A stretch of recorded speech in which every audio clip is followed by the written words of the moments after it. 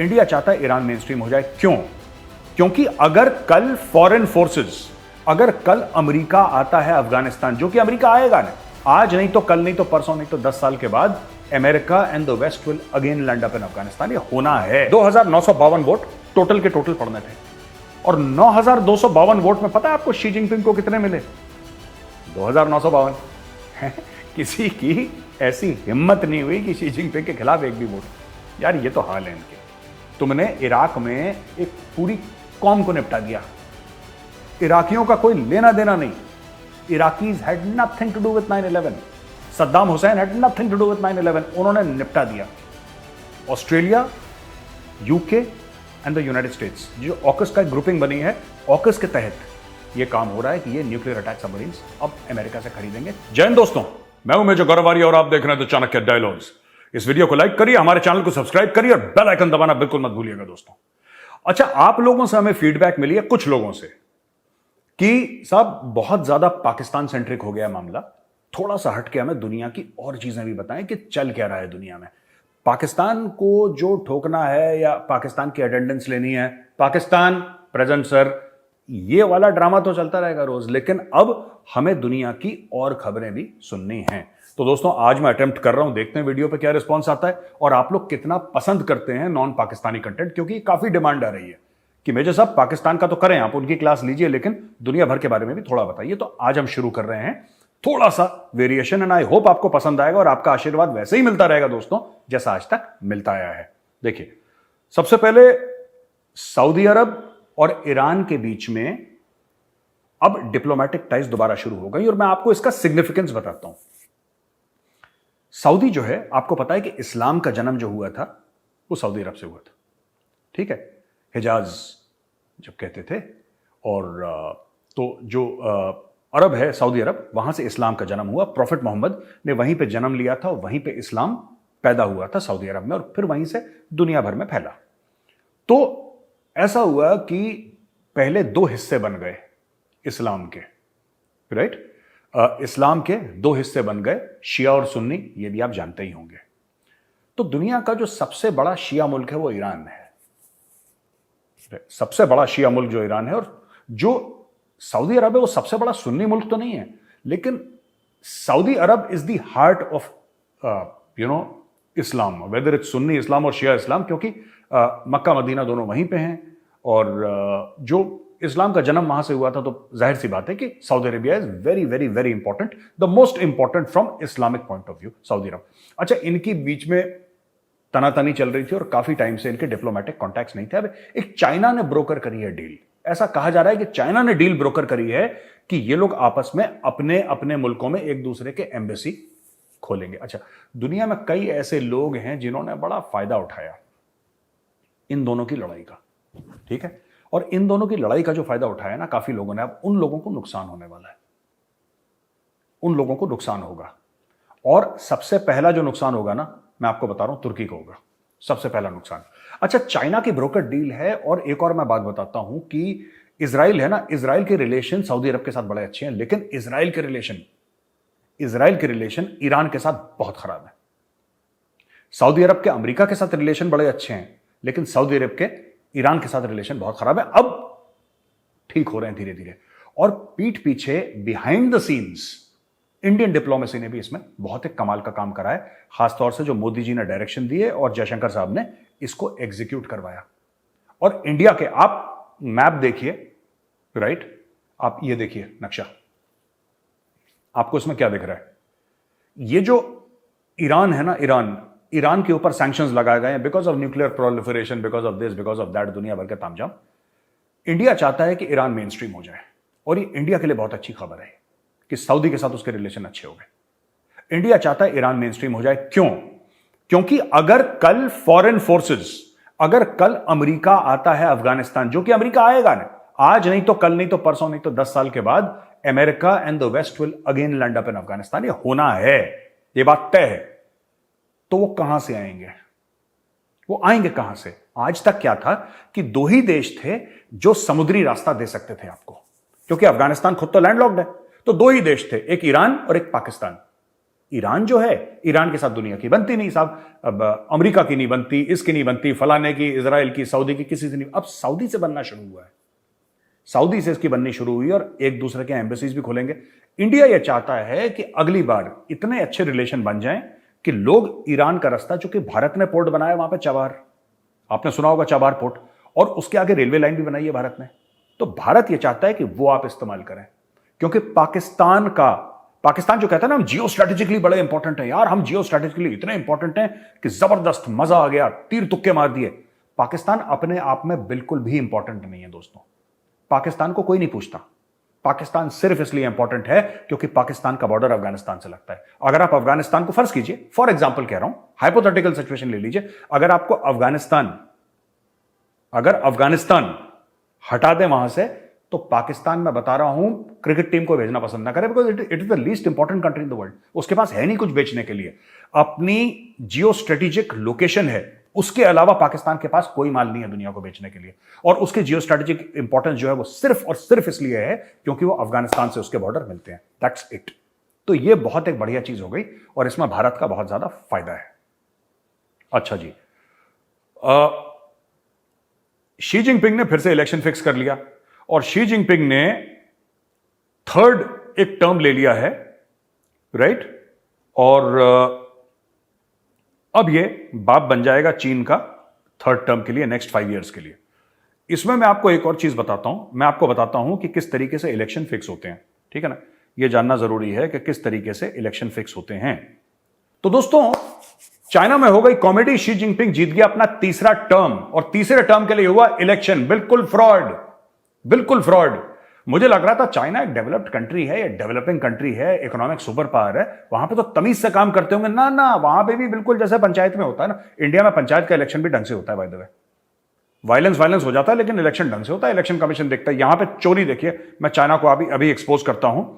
Total vote जो पढ़ सकते थे चुनाव के लिए, टोटल वोट वो थे 2952, यानी कि 2952 वोट टोटल के टोटल पड़ने थे।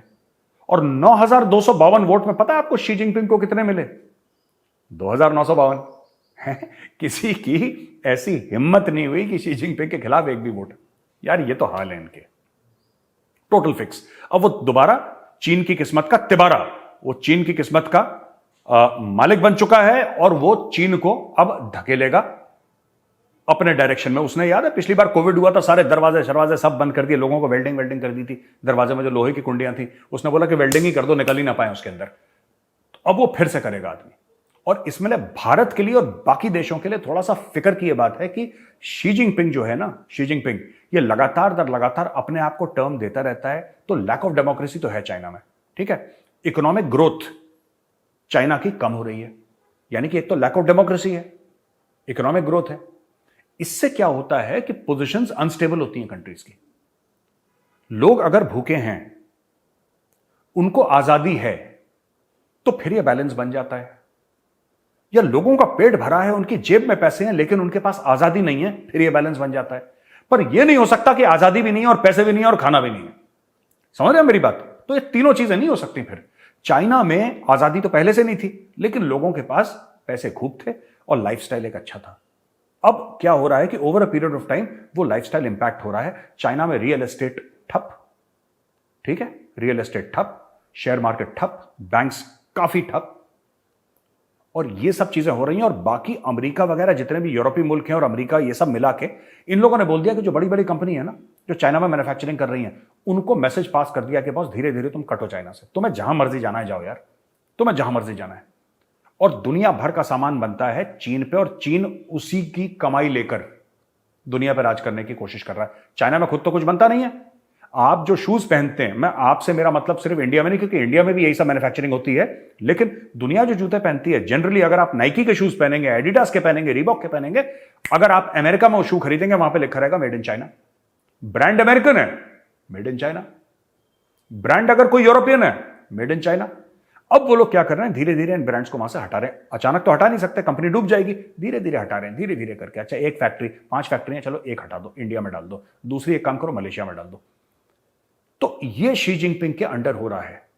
And economy of China is taking a savage hammering, right? तो देखते हैं आगे आगे होता है क्या है जी। एक बहुत बढ़िया चीज मुझे पता लगी जिससे यार दिल खुश तो नहीं हुआ, दिल तो दुखी हुआ दोस्तों, लेकिन यार फिर भी ऐसा लगा कि ऐसा होना नहीं चाहिए था यार। अमेरिका के पास रशिया ने जो गलत काम करे हैं यूक्रेन में, देखिए आज तक अमेरिका क्या कहता था? अमेरिका यह कहता था कि रशिया गलत है, यूक्रेन को हथियार दो, ठोको रशिया को, यह कह रहा था। अमेरिका ने खुद अरबों डॉलर दिए यूक्रेन को, लेकिन भैया कहीं दोनों ने पीठ पीछे हाथ मिला लिया। मजबूरी भी कोई चीज होती है ना दोस्तों, तो मजबूरी में दोनों ने हाथ मिला दिया। क्या हाथ मिला है? न्यूयॉर्क टाइम्स की रिपोर्ट है और बड़ी इंटरेस्टिंग रिपोर्ट है। न्यूयॉर्क टाइम्स की रिपोर्ट यह कहती है दोस्तों कि अमेरिका को यह पता है कि रूस ने वॉर क्राइम्स, जो युद्ध में आप जो क्राइम करते हैं, वो जैसे कि लोगों को मार दिया, इनोसेंट लोगों को मार दिया, कहीं स्कूल था स्कूल पे बम मार दिया, बच्चों को, ये सब वॉर क्राइम्स में कई चीजें होती हैं। मैंने तो आपको सिर्फ एक दो ऐसी बताई हैं फॉर एग्जांपल। तो क्या हुआ कि वॉर क्राइम्स रशिया ने करे, ऐसा दुनिया मान रही है, मैं नहीं कह रहा, दुनिया मान रही है कि रशिया ने वॉर क्राइम्स करे यूक्रेन में, और वॉर क्राइम्स करे। अमेरिका के पास प्रूफ है, लेकिन अमेरिका ने यह प्रूफ छुपा लिया। अब देखिए, the pentagon is blocking the Biden administration from sharing evidence with the international criminal court in the Hague. जो पेंटागन है, जो कि अमेरिकी जो सैन्य शक्ति है उसका जो गढ़ है, जो उनका हेडक्वार्टर है, वो बाइडेन एडमिनिस्ट्रेशन को रोक रहा है। वो बोल रहा है जो बाइडेन को, अपने ही राष्ट्रपति को बोल रहा है कि सर ऐसा है कि जो रूस ने गलत काम करे ना यूक्रेन में, सिविलियन को मार दिया, बच्चों को मार दिया, ये कर दिया, ये सब बताना मत किसी को। तो बाइडेन ने पूछा भैया क्यों मत बताना यार, क्या बच्चों वाली बात कर रहे हो? ये तो रूस तो हमारा दुश्मन है। हम तो कह रहा सर ऐसे नहीं होता, रूस हमारा दुश्मन है, इसका मतलब आपको पता ही नहीं कि पॉलिटिक्स कैसे चलती है। तो बोला भाई कैसे चलती है? कह रहा है सर हम लोग जो हैं अमेरिकन, रशिया ने तो कुछ नहीं करा, रशियंस तो बच्चे हैं। हमारे काले करतूत देखिए ना आप, हम लोगों ने कहां कहां कौन से जहर के बीज बोए हैं। तो किसी ने पूछा होगा कौन से बीज बोए? कह रहा है सर एक बात बताओ, जो 9/11 हुआ था ओसामा बिन लादेन वाला, वो करने वाले सऊदी वाले थे, उसमें 15 जो 19 में से 15 थे वो सऊदी के सिटीजन्स थे, राइट? आपने इराक को ठोक दिया, आपने अफगानिस्तान में बम मार दिया जबकि लादेन पाकिस्तान में था। आपने तो मुल्क के मुल्क बर्बाद कर दिए। आप किस मुंह से रूस को दोष देंगे? कल रूस बोलेगा कि भैया हमें तो छोड़ो, हमें छोड़ो, हमारे तो कांड 2022 के हैं, तुम लोग तो 75 साल से ऐसे खेल खेलते आए हो, बताओ तुमने कहां नहीं करा। तो सर हमें तो कॉलर पकड़ के घसीटेंगे वो, फिर हम लोग कहां मुंह दिखाएंगे? क्योंकि जो अगर हमारे पास रशिया का प्रूफ है, रशिया के काले कारनामों का प्रूफ अगर हमारे पास है, तो क्या आपको लगता है हमारे काले कारनामों का प्रूफ रशिया के पास नहीं होगा? चुपचाप बैठे रहो, ठीक है, यूक्रेन को पैसा देते रहो, लड़ते रहेंगे आपस में, यहां पर लड़ाई मत लेकर आओ कि हम रशिया को ये करेंगे, रशिया को ये करेंगे। कल रशिया ने अगर बोल दिया कि ठीक है बेटा, तुम इंटरनेशनल क्रिमिनल कोर्ट हेग में हमें ले जा रहे हो ना, अमेरिका वाले सबूत दे रहे हो, तो क्या हमारे पास सबूत नहीं है? ले भाई तेरे सबूत। तुमने इराक में एक पूरी कौम को निपटा दिया, इराकियों का कोई लेना देना नहीं। Iraqis had nothing to do with 9/11, Saddam Hussein had nothing to do with 9/11, उन्होंने निपटा दिया। जो वहां पे तालिबान थे अफगानिस्तान में, ठीक है, उन्होंने शरण दी जो अलकायदा वाले थे, लेकिन वो उनका एक ट्राइबल कोड ऑफ कंडक्ट है, पश्तूनवली कहते हैं कि जो मेहमान है, मेहमान कैसा भी हो, अगर किसी पठान के घर आ गया, किसी अफगान के घर आ गया, तो फिर अपनी जान पे खेल जाएगा अफगान, लेकिन अपने मेहमान को हैंडओवर नहीं करेगा, और मेहमान क्रिमिनल क्यों ना हो, वो बड़े से बड़ा क्रिमिनल क्यों ना हो। अब ठीक है, जो उन्होंने डिसीजन लिया, उन्होंने बमबारी करी, पता लग गया था बहुत पहले कि ओसामा बिन लादेन अफगानिस्तान में नहीं है। अरे भाई तुम्हारा 700 अरब का, मैं अमेरिका की बात कर रहा हूं, 700 अरब डॉलर का तुम्हारा डिफेंस बजट है। तुमने 2-2.5 ट्रिलियन डॉलर या 3 ट्रिलियन, पता नहीं कितने ट्रिलियंस ऑफ डॉलर तुमने अफगानिस्तान में खर्च कर दिए सैन्य शक्ति का प्रदर्शन करने के लिए। ये मारो, इसको काटो, ये करो, वो करो। अच्छा, ओसामा बिन लादेन को मार भी दिया पाकिस्तान में, फिर उसके बाद कई साल अफगानिस्तान में तुम लोग कौन सा धनिया छील रहे थे, ये बताओ जरा। तो रशिया ने यही बोला है कि बेटा तुम दिखाओ जरा, फिर हम तुम्हें बताते हैं। तो पेंटागन ने पहले ही बोल दिया जो बाइडेन को कि जो sir please relax, take it easy, ये मत करना वरना हमारी पोल खोलेगा ये देखो, ये कहता है अमेरिकन मिलिट्री ये न्यूयॉर्क टाइम्स का आर्टिकल है, अमेरिकन न्यूज़पेपर का, कहता है कि American military leaders oppose helping the court investigate Russians because they fear setting a precedent that might help pave way for it to prosecute Americans.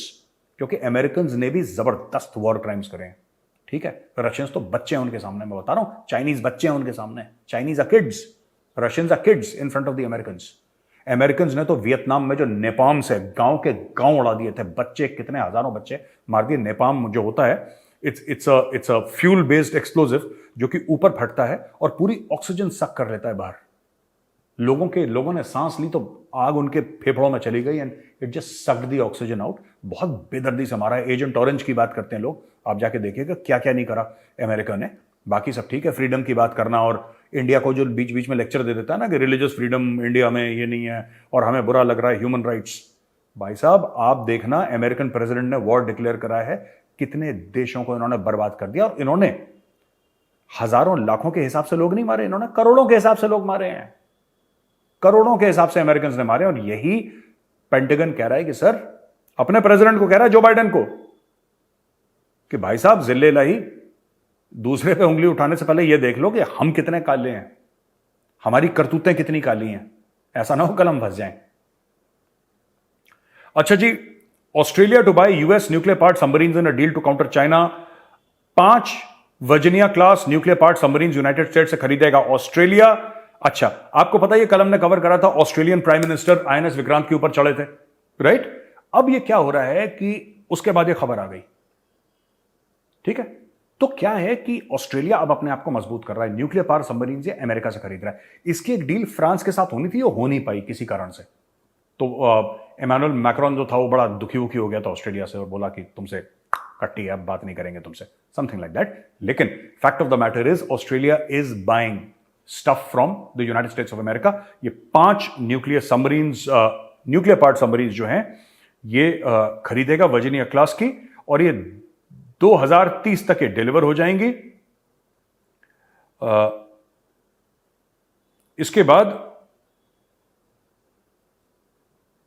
ये the arrangement which would also include rotating American attack submarines through Perth in Western Australia by 2027 adds new details, complexities to a 2021 security pact between Australia, Britain and the United States known as AUKUS. समझ रहे हैं आप? तो ये AUKUS के तहत काम हो रहा है।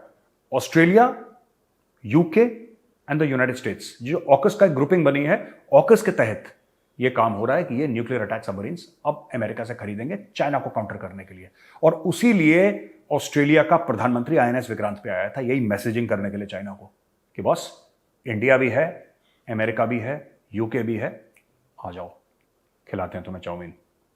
अच्छा दोस्तों, एक बड़ी खबर आई है जो अग्निवीर के लिए बड़ा ना लोगों ने बड़ा चें पैं, अग्निवीर बुरा है, ऐसा है वैसा है, दुनिया भर की चीजें। और हमारे जो देश के नेता हैं उनकी तो आदत है कूदने की, हर चीज में कूद गए, चाहे उसके बारे में नॉलेज हो ना हो।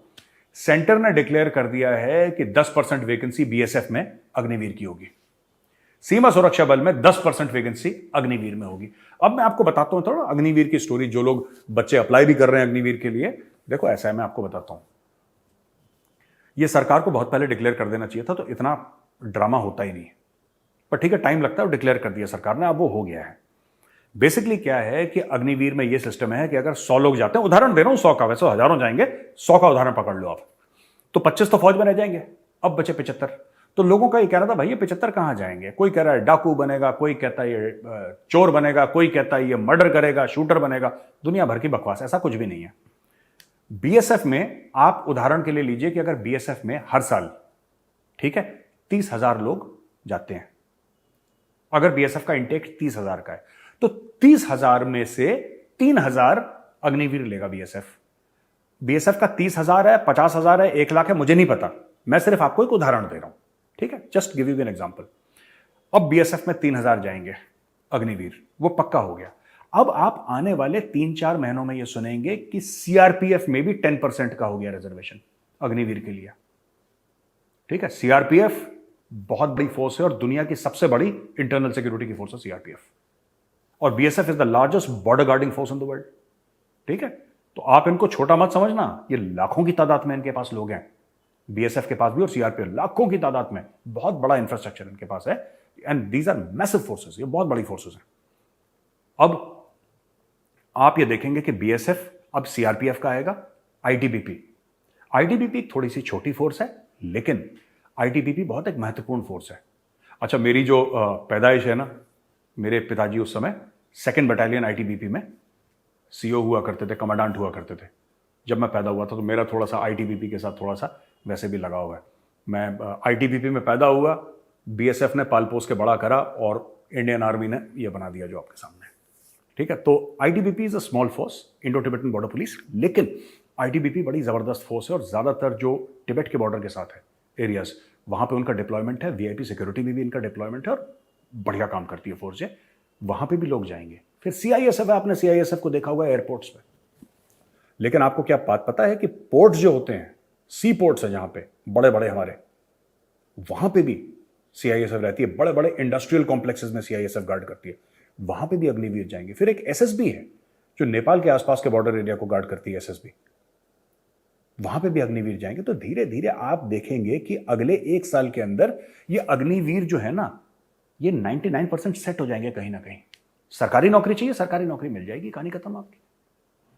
वो आर्मी में नहीं होगी तो क्या हुआ, देश की सेवा करनी है और एक पक्की नौकरी चाहिए ना। बात तो यही है, देश की सेवा करनी है और पक्की नौकरी चाहिए, तो देश की सेवा भी करो, पक्की नौकरी करो। बीएसएफ की नौकरी, आईटीबीपी की नौकरी, सीआरपीएफ की नौकरी, सीआईएसएफ, एसएसबी, ये 5 फोर्सेस हैं। सीपीओज जनरली कहते हैं सेंट्रल पुलिस ऑर्गेनाइजेशंस, सीपीओज, उसमें ये भी होगा। बाद में आप देखेंगे कि पुलिस फोर्सेस आगे आएंगी लेने के लिए कि हमें भी अग्निवीर चाहिए। देखिए, मैं आपको बात बताता हूं क्या होता है। कोई भी ट्रेंड मैन पावर को ना जाने नहीं देना चाहता। आप खुद अगर आप कंपनी चलाते हैं या कंपनी में आप कोई मैनेजर के साथ हैं, अगर आपको बोलेगा कि यार आपके अंदर ना कुछ लोग हैं, ऑपरेशंस के लोग हैं, बड़े तगड़े हैं, ट्रेंड हैं, हम आपको कल के बच्चे दे रहे हैं जिनको आपको ट्रेनिंग करनी पड़ेगी, तो आप हर समय ये चाहोगे कि ट्रेंड बंदा आपके पास हो जो दौड़ के काम करे। तो इंडियन आर्मी की ट्रेनिंग और उसके बाद इसका 3-4 साल का जो एक्सपीरियंस इनको मिल रहा है, 4 साल का एक्सपीरियंस, उसमें हो सकता है राष्ट्रीय राइफल्स में भी हो ये, या एक्स जगह, मैं राष्ट्रीय राइफल्स की बात तो नहीं कर रहा, मैं कह रहा हूं कि कहीं लाइन ऑफ कंट्रोल पे भी होगा, काउंटर इंसर्जेंसी ऑपरेशंस भी उसने करे होंगे, उसने सब कुछ करा होगा। तो ये बंदा जो निकलेगा ना, ये बिल्कुल तलवार की धार जैसा निकलेगा। और ये लोग जाएंगे फिर और फोर्सेस में। तो इन फोर्सेस का भी जो इनटेक का प्रोफाइल है, इन फोर्सेस का ऑलरेडी प्रोफाइल तो बहुत अच्छा है, सीआरपीएफ, बीएसएफ, आईटीबीपी का। मैं फोर्स की प्रोफाइल की बात नहीं कर रहा, मैं जो इनटेक की बात कर रहा हूं, जो सिपाही लेवल पे लोग आएंगे ना, they will be far better. तो ये अग्निवीरों के लिए बहुत अच्छी खबर है।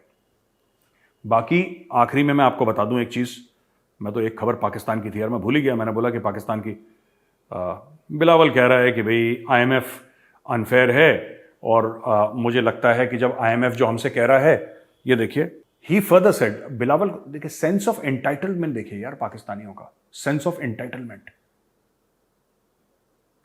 कि भीख हमारा हक है। ये जो है ना, ये आप इसको काट नहीं सकते बॉस, आप इसको काट नहीं सकते, अलग लेवल के खिलाड़ी हैं। Bilawal, he further said that the IMF was stretching out talks at a time when the country needed money to help the poorest of the poor, and they are being told that until the tax reform is not complete, we will not conclude the IMF agreement.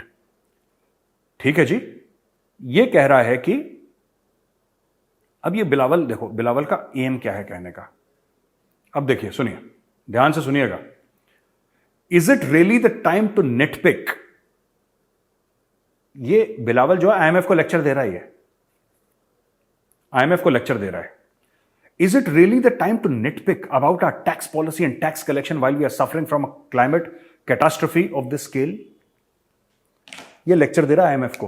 क्या ये सही वक्त है? क्या आप नींद में एक निकाल रहे हैं कि तुम्हारा टैक्स नहीं है, तुम्हारा, ये चाहते हैं कि चेक लिख के दे दे कि ले बेटा बिलावल, तू जा अपनी शॉपिंग कर ले बेटा। This is what they want.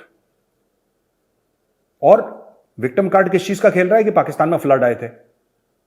ओ काके, ये तो 23rd टाइम तुम लोग आईएमएफ में जा रहे हो, 23वीं बार आईएमएफ में जा रहे हो। पिछले 22 बार क्या हुआ था पाकिस्तान में? तो बिलावल का ये कहना कि यार ये सही वक्त नहीं है, बात बताओ यार, ये तो 23वीं बार तुम लोग आईएमएफ में जा रहे हो ना, 23rd टाइम। 22 बार क्या हुआ था जो पिछली 22 बार गए थे तुम लोग? क्या तब भी कोई फ्लड आया था? तब भी कोई अर्थक्वेक आया था? तब भी कोई सुनामी आई थी? क्यों झूठ बोल रहे हो यार? तुम लोग आईएमएफ के पास इसलिए गए क्योंकि तुम लोगों को मुफ्त में अय्याशी करने का शौक है। तुम्हारे मुल्क में, जो तुम्हारा मुल्क का अशराफिया है, तुम्हारे मुल्क का जो टॉप लेवल का जो क्रीम है, जिसमें तुम्हारे फौजी जनरल शामिल, तुम्हारे ब्यूरोक्रेट, तुम्हारे जज, तुम्हारे बड़े बड़े अफसरान, ये ग्रेड 20, 21, 22 वाले, इनको हराम की लत लग गई है। ये चाहते हैं कि मुफ्त का डॉलर आए बाहर से और ये लंदन में और दुबई में बड़े बड़े फ्लैट खरीदें और लोन अपने सर पे बैठा लें और बाहर भाग जाएंगे। इनको क्या फर्क पड़ रहा है? नवाज शरीफ भी तो बाहर है। नवाज शरीफ कहां है? लंदन में बैठा हुआ है। और नवाज शरीफ ने जो लोन लिए थे वो तो पाकिस्तानी आवाम पूरे देगा ना, उसकी किस्त तो पाकिस्तानी आवाम भरेगा। क्योंकि वो जो रेडी वाला है, वो जो जॉब कर रहा है, वो किसी दुकानदार के साथ काम कर रहा है बंदा, जो कुछ हजार रुपए कमा के अपने परिवार का, अपने खानदान का पेट पालता है, वो उसका तो लंदन में कोई फ्लैट नहीं है, उसका तो लंदन में कोई फ्लैट नहीं है, उसका तो वहीं कच्ची आबादी में रहना है। और ये जिन्होंने पैसे लेने थे ले लिया। अब आईएमएफ को आंखें दिखा रहा है कि ये कोई क्या सही समय है जब तुम्हें हमसे ऐसे सवाल पूछने चाहिए, जब हमारे यहां इतने लोग परेशान हैं कि यहां पे फ्लड आ गया था। और बेटा जो पिछली 22 बार तुमने लूटे थे पैसे, तब कौन सा फ्लड आया था? तो ये नीयत खराब है इन लोगों की, ठीक है ना। तो दोस्तों आपको कैसा लगा हमने इस बार जो करा है? इसमें आज के लिए कोई क्वेश्चन आंसर्स नहीं हमारे, लेकिन मैं ये कहना चाह रहा था कि इस बार हमने ये कोशिश करी है कि 90% आपको न्यूज नॉन पाकिस्तानी, हम एक बैलेंस बना के रखेंगे, पाकिस्तानी नॉन पाकिस्तानी न्यूज। अब बताइएगा आपको कैसा लगा। अगर आपको लगता है कि हमें चेंज करना है तो जैसा आपका हुक्म होगा, आपका हुक्म सर आंखों पे। ये वीडियो देखने के लिए बहुत बहुत धन्यवाद दोस्तों। इस वीडियो को लाइक करिए, हमारे चैनल को सब्सक्राइब करिए और बेल आइकन दबाना बिल्कुल भी मत भूलिएगा। जय हिंद, वंदे मातरम, भारत माता की जय।